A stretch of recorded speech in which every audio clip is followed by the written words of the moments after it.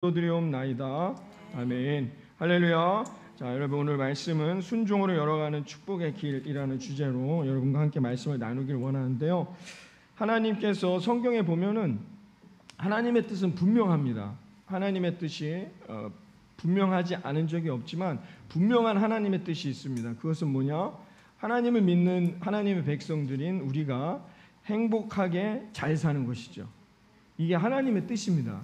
이 뜻은 하나님이 결코 어기시거나 이 약속을 깨시거나 하신 적이 없어요. 오늘 그 하나님의 그 분명한 뜻, 하나님의 약속이 선명하게 드러나 있는 본문이 뭐냐? 오늘 신명기 30장의 말씀이죠.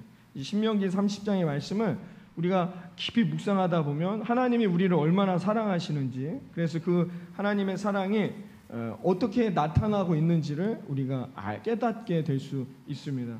하나님의 뜻은 하나님이 우리를 얼마나 사랑하시느냐, 그것은 뭐냐? 하나님의 백성인 우리가 행복하고 잘 살기를 원하신다는 것이죠. 이것을 우리가 알 수 있습니다.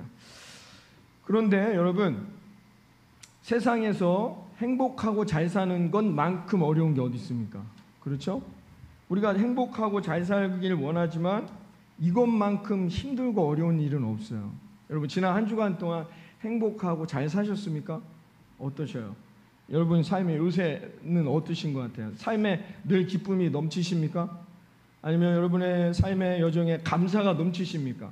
아니면 여러분의 삶의 여정에 이 한 달 동안이라든지 늘 기도하는 것들마다 응답되는 형통한 삶이셨습니까?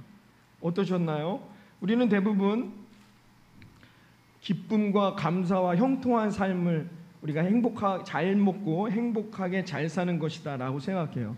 그런데 우리의 삶의 현장은 그런 삶과는 좀 거리가 먼 것 같이 살아가고 있다는 것이죠. 왜 그럴까요?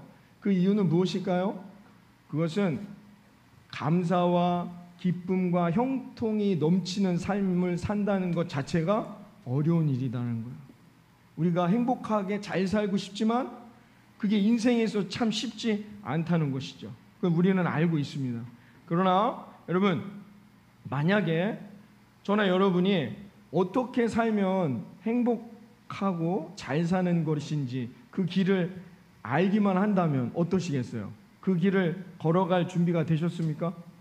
이렇게만 살면 행복하고 기쁨과 감사와 형통이 넘쳐나는 인생이라는 것을 우리가 그 길이 어떤 길인지만 안다면 누구나가 다 그 길을 걸어가려고 하겠죠.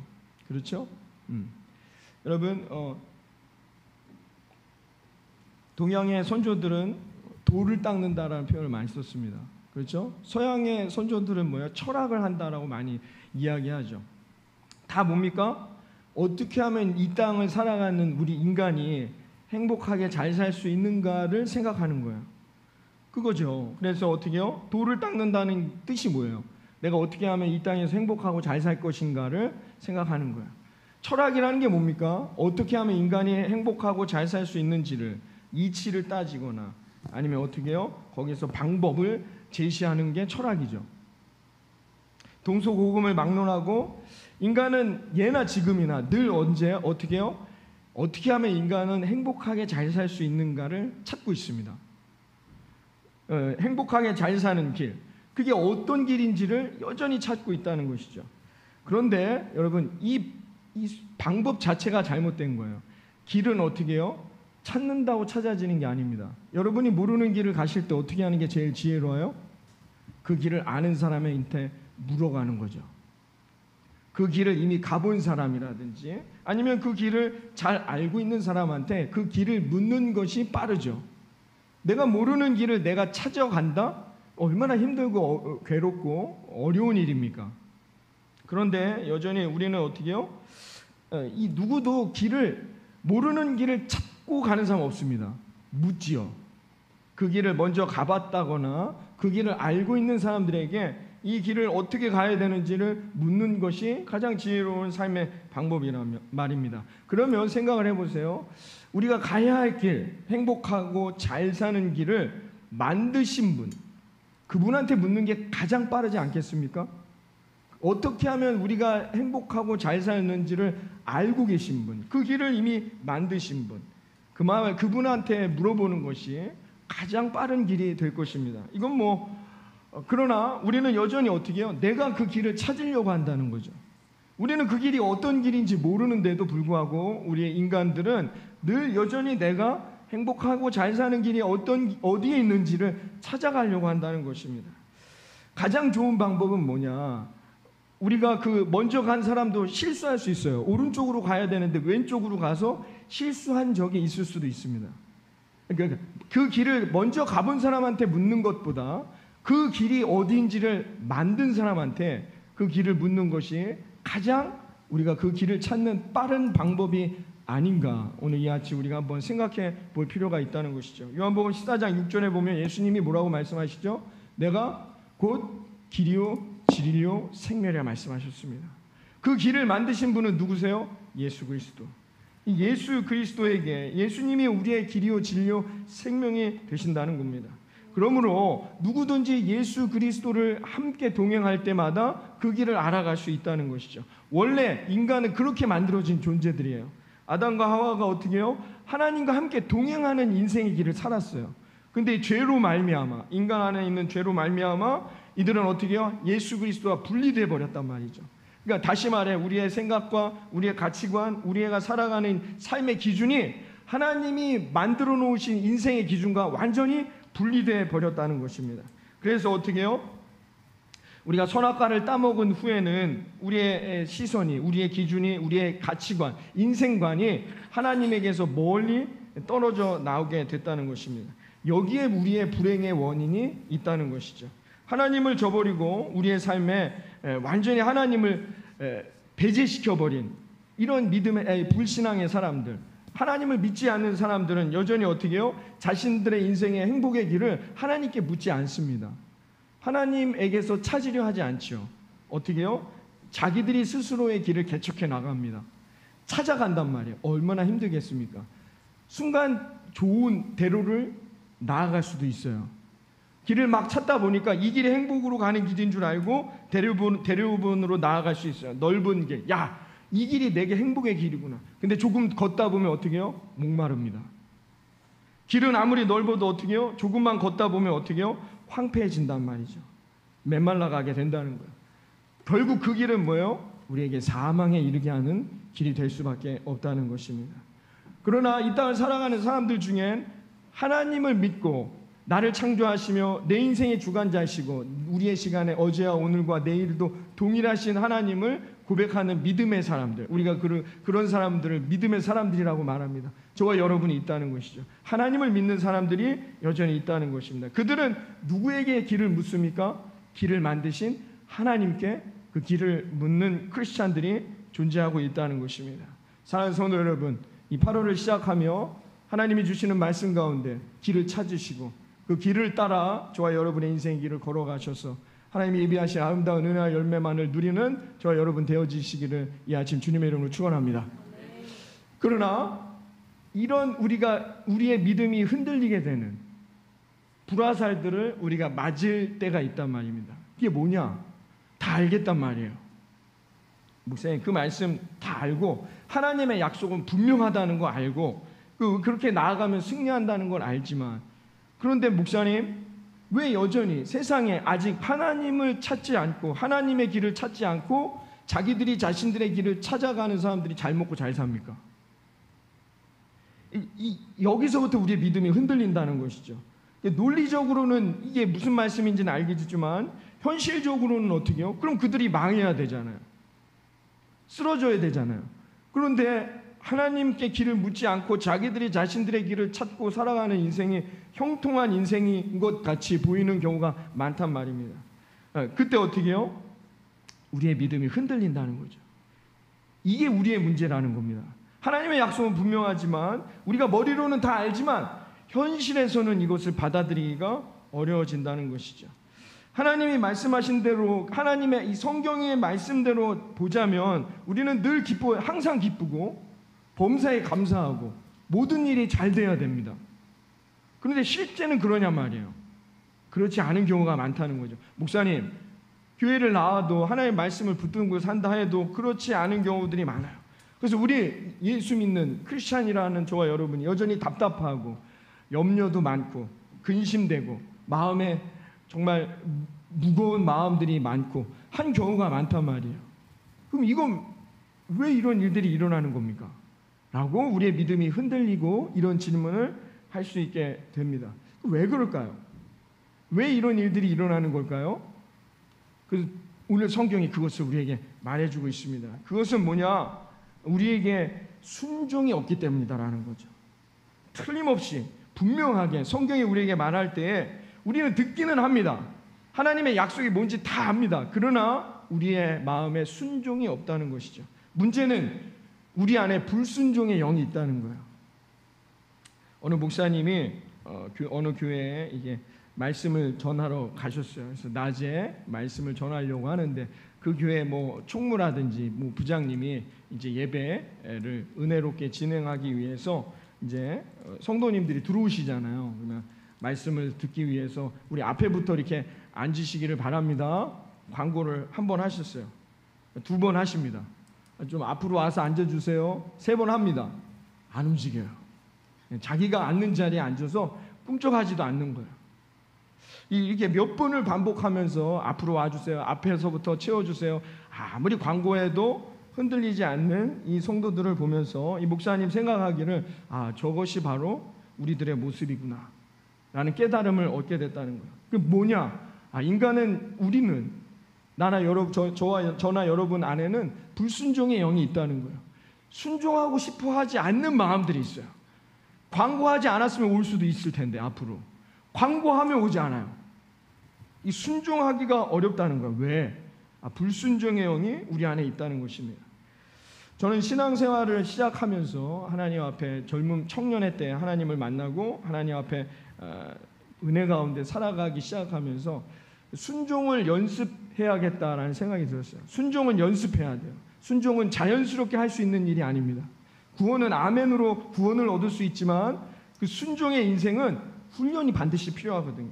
이런 말씀을 듣고는 내가 순종의 훈련을 해야 되겠다라고 하면서 제가 다짐한 첫 번째 거는 뭐냐? 교회에서 광고하는 것은 무조건 순종하는 연습입니다.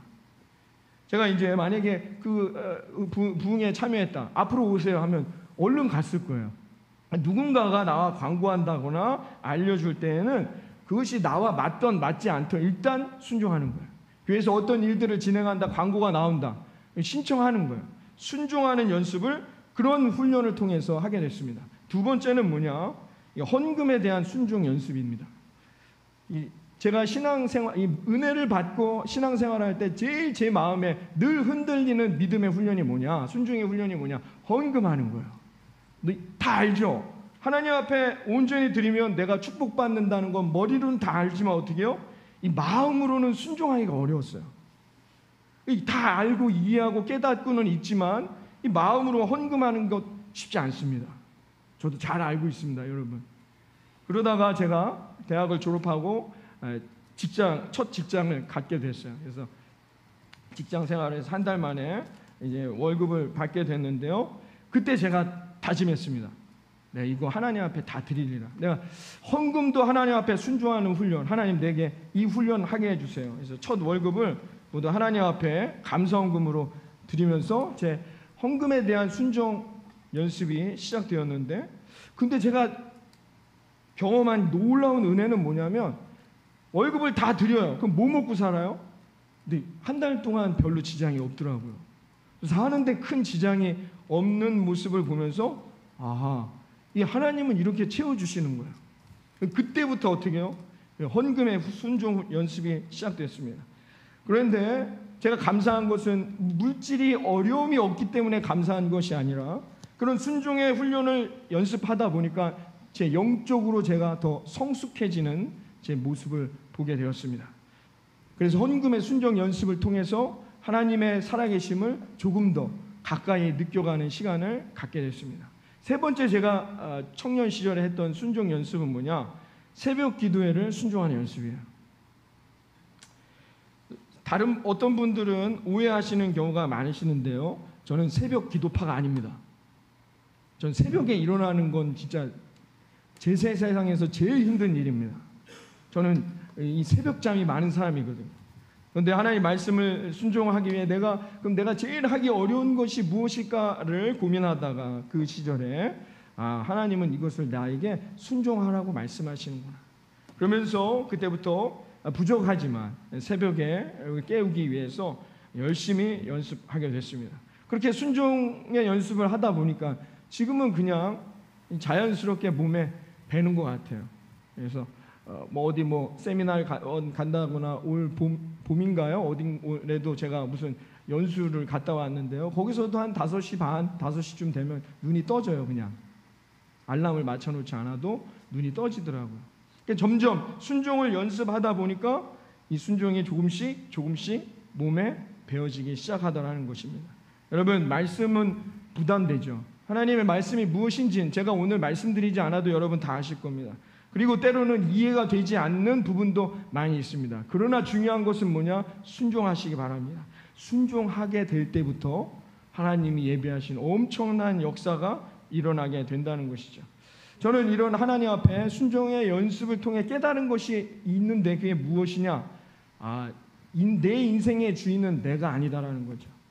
내 힘으로, 내 노력으로 내 인생을 살아가는 것 같지만 그렇지 않다는 거예요. 사실은 하나님이 늘 내 인생을 인도하시고 주관하신다는 겁니다. 그 훈련을 통하여 저는 지금도 여전히 부족하지만 항상 기뻐하고 범사에 감사하며 하나님 앞에 쉬지 않고 기도하는 삶의 방법을 터득해 나아가는 중입니다. 여러분들의 삶 가운데도 여러분 순종을 통하여 이 놀라운 하나님의 예비하신 언약들이 성취되어져 나아가는 저와 여러분의 이 8월 한 달이 되어지시기를 이 아침 주님의 이름으로 축원합니다. 하나님의 약속은 분명합니다. 하나님의 이 언약은 아주 명확합니다. 뭔가 더 들어있는 게 없어요. 뭐라고 말씀하십니까? 오늘 본문에 하나님은 우리 앞에 생명과 복, 저주와 사망을 우리 앞에 두었다고 말씀하십니다. 그런데 이 두 가지 길에서 누가 생명과 복을 얻을 수 있느냐? 순종하는 자라고 말씀하세요. 그럼 누가 사망과 이 저주의 삶을 길로 갈 수밖에 없느냐? 불순종하는 자라고 명확하게 하나님은 우리에게 말씀하고 있다는 겁니다. 오늘 본문의 말씀을 이 하나님의 의도와 뜻을 갖고 다시 한번 잘 보도록 합니다. 15절부터 20절입니다. 보라, 내가 오늘 생명과 복과 사망과 화를 내 앞에 두었나니 곧 내가 오늘 내게 명령하여 내 하나님 여호와를 사랑하고 그 모든 길로 행하며 그의 명령과 규례와 법도를 지키라 하는 것이라. 그리하면 내가 생존하며 번성할 것이요 또 내 하나님 여호와께서 내가 가서 차지할 땅에서 내게 복을 주실 것임이니라. 그러나 내가 만일 마음을 돌이켜 듣지 아니하고 유혹을 받아 다른 신들에게 절하고 그를 섬기면 내가 오늘 너희에게 선언하노니 너희가 반드시 망할 것이라. 너희가 요단을 건너가서 차지할 땅에서 너희의 날이 길지 못할 것이니라. 내가 오늘 하늘과 땅을 불러 너희에게 증거를 삼노라. 내가 생명과 사망과 복과 저주를 내 앞에 두었은즉 너와 내 자손이 살기 위하여 생명을 택하고 내 하나님 여호와를 사랑하고 그의 말씀을 청종하며 또 그를 의지하라. 그는 내 생명이시요 내 장수이시니 여호와께서 내 조상 아브라함과 이삭과 야곱에게 주리라고 맹세하신 땅에 내가 거주하리라. 아멘. 여러분, 오늘 이 말씀은 분명하게 우리에게 방법을 제시해 줍니다. 복잡하지 않습니다. 여러 가지가 섞여 있지 않습니다. 명확하죠. 오늘 설교 제목이 뭐예요? 순종으로 열어가는 축복의 길입니다. 사랑하는 여러분, 여러분의 삶의 여정에 가정과 일터에 8월 한 달 이 하반기에 하나님이 예비하신 아름다운 축복의 열매가 갑절로 맺어지시기를 바랍니다. 그 축복으로 가는 지름길이 뭐예요? 순종하라는 거예요.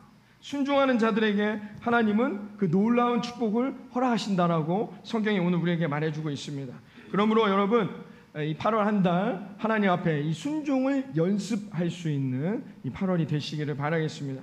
여러분, 우리는 순종을 연습하지 않으면 순종이 몸에 배지 않아요. 근데 연습하지 않아도 이미 몸에 배어져 있는 게 있어요. 그게 뭐냐? 불순종이에요. 불순종은 이미 몸에 배어져 있기 때문에 이 불순종의 영이 우리의 삶을 지배하게 되면 하나님께로 가까이 나아갈 수 없게 된다는 것이죠. 순종은 쉬운 일이 아닙니다.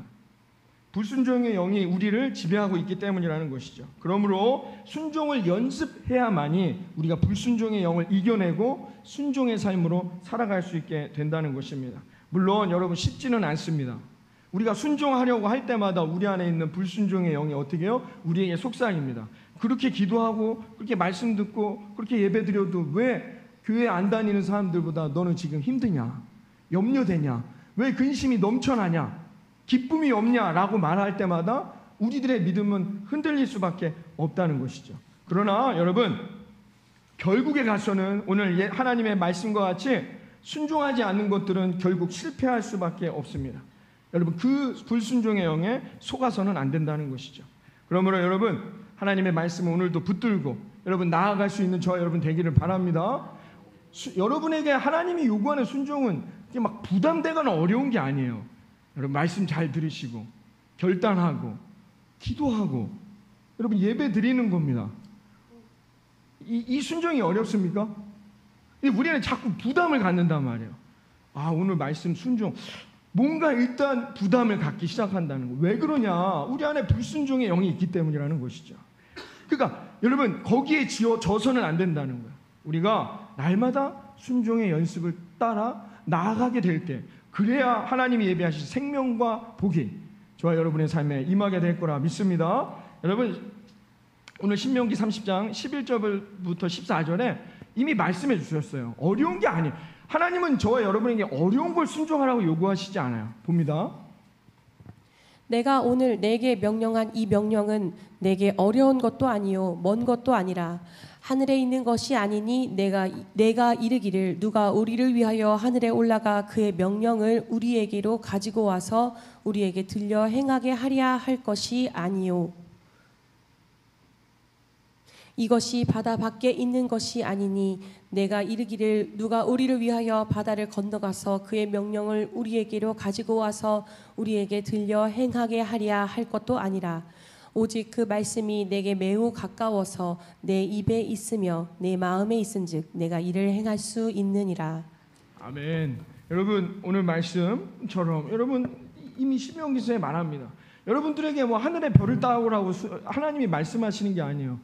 바다에 나아가서 태풍을 잠잠하게 하라는 그런 말씀하시는 게 아닙니다. 오늘도 내 마음에 계신 그러니까 예수 그리스도를 만나시고 그 말씀을 여러분 마음에 새겨 여러분의 삶에 늘 순종함으로 승리하는 저와 여러분이 되시기를 바랍니다. 여러분 막상 처음은 어렵고 힘들 수 있습니다. 그러나 순종을 결심하고 순종의 연습을 해 나아가다 보면 사실 그렇게 어려운 것은 아니다라는 것입니다. 그런데 더 중요한 게 있습니다. 그냥 여기서 끝나는 게 아니에요. 이 순종의 맛을 보고 우리가 하나님의 말씀, 하나님의 약속 앞에 순종해 나아가게 되면 어떻게 해요? 하나님이 예비하신 은혜를 경험하고 그 맛을 보니까 어떻게 해요? 더 순종하기가 쉬워지는 인생으로 나아가게 된다는 거예요. 여러분들이 이런 순종의 열매도 경험하시고 그 맛을 보고 나아가 승리할 수 있기를 바라겠습니다. 제가 새벽에도 말씀드렸지만 말씀은 맛을 봐야 돼요. 뭐가 맛있습니까, 여러분? 뭐가 맛있는지 모르겠지만 제가 우리 목사님들 알래스카에서 목회하신 목사님들과 얘기하다가 보니까 대게인가 얘기가 나왔습니다. 랍스타인가 대게 얘기가 나와서 저도 언젠간 랍스타 먹어보겠지만 맛있는 데 많다더라 했더니 아니래요. 알래스카에 가야만 진정한 맛을 알 수 있다는 거예요. 도대체 무슨 맛인데 그러냐? 게 맛이 다 똑같지 다른 맛이 있겠느냐? 제가 이렇게 물어봤더니 맛을 보지 않은 사람은 말할 수가 없다는 거예요. 자기는 꼭 다시 알래스카에서 목회하다 이제 한국에 들어왔는데 다시 가겠다는 거예요. 알래스카에서 먹는 랍스타 맛이 대게인가 랍스타인가 그 맛이 제일 좋다고 하더라고요. 제가 알 수가 없어요. 맛본 적이 없기 때문에. 하나님의 말씀도 마찬가지예요. 여러분 하나님의 말씀 앞에 순종할 때 하나님이 예비하신 아름다운 그 열매를 받아 누리는 저와 여러분 되기를 바랍니다. 그러면 그 다음 순종은 더 쉬워지는 거예요. 하나님이 어떤 맛을 여러분에게 허락하신지 성경이 오늘 약속해 주었습니다. 신명기 30장 10절의 말씀입니다. 봅니다.